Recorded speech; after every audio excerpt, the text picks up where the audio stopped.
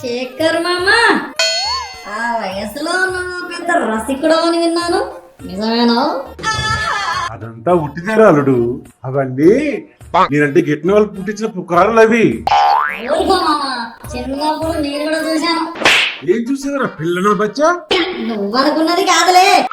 అప్పట్లో తయారు గుడిసెలో దూరడం, బయటికి రావడం అన్ని చూసా.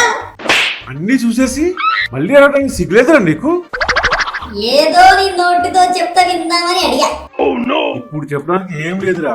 నేను పూర్తిగా ఆ పని నుంచి సన్యాసం తీసుకున్నాను. అబ్బా, బానే కవర్ చేస్తున్నావు. చింతలో పులుపు, నీలాంటికి సలుపు చచ్చినా చావదు మామా. ఎందుకురా నేనంటే అంత అనుమానం నీకు? నీ రాసలీలో చూసే పెరిగా మామా, నాకు తెలీదా నీ పత్యాపారాలు? ఒరేయ్, నువ్వేం చూసావో గానీ ఎవరికి చెప్పగరా బాబు. మీ అత్తకి తెలిసిందనుకో రోగల కరుతో దంచేస్తుంది.